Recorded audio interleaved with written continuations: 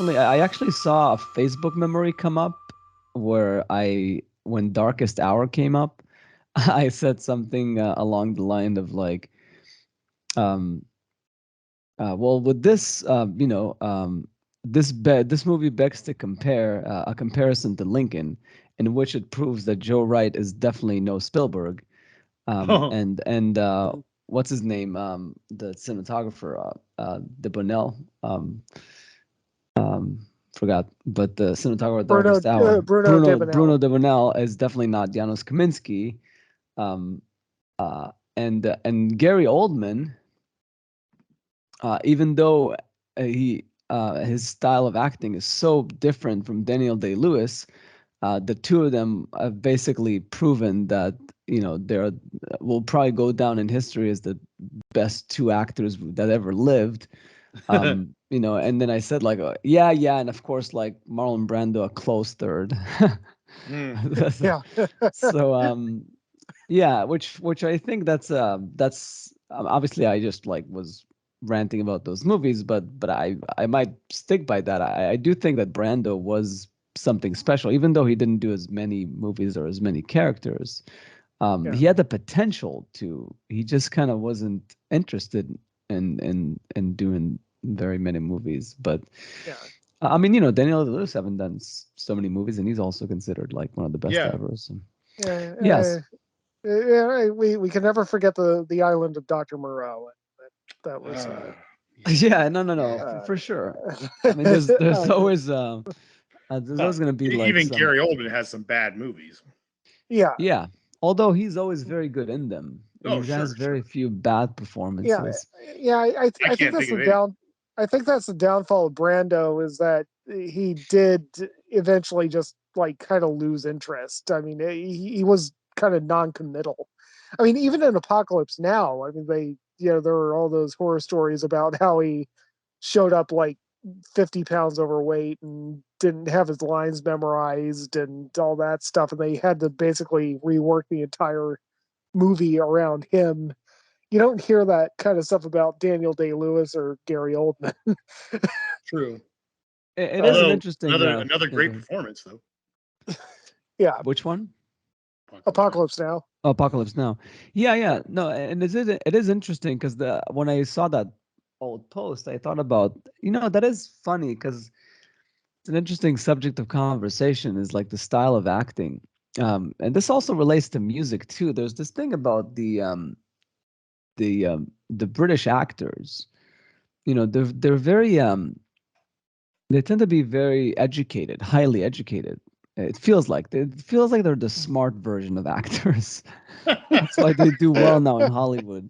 Like they learn the Shakespeare and the this and the that, and like here in the U.S., they mostly some of them go to Yale now and to like but a lot of them just go to acting school, and it's a very different style of acting. It's more instinctual, emotional. Like the whole the De Niro, Pacino, Brando, DiCaprio, I guess in the modern sense would be a similar one too.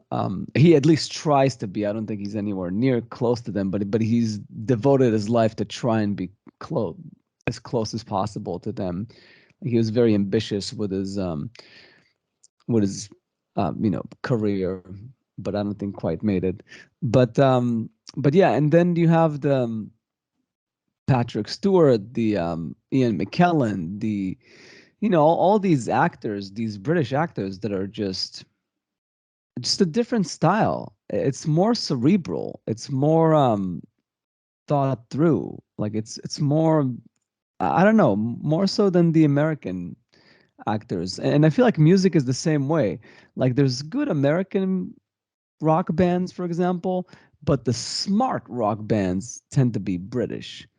The Radiohead and the Pink Floyd and the this and like and then here you have the more mumbly bands, the Guns N' Roses, the Metallicas, the Pearl Jams. Like I don't know, it's like it's still good, but it's not as sophisticated as some of the British yeah. bands are.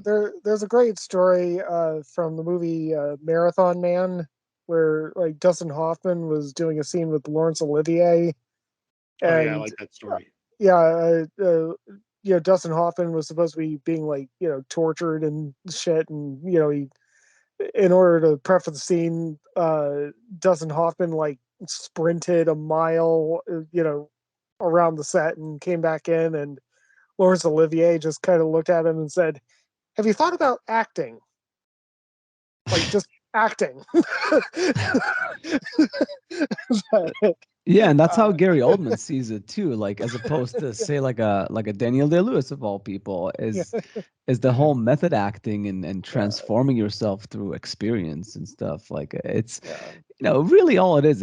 It's play. It's make believe, and as long as you have good technique, I love the the one of the greatest moments in whatchamacallit, and that show that Ricky Gervais did, Extras, Yeah. as with Ian McKellen. It's Oh like, my God. for Oh example, my God. how did I, play the role of Gandalf? I am not a sorcerer. It's like, so when Peter Jackson called me, I said, "You do know that I am not." And then he does the whole thing about like how he transformed. "Oh, you shall not pass," and then I'm back to Ian McKellen. So it's the whole. That's really what like Gary Oldman always says. Is like, yeah, it really is just you're just make believe. You just like for a moment you're that character, and then you go back to being you. That's all it is. Isn't that the scene? He's got some.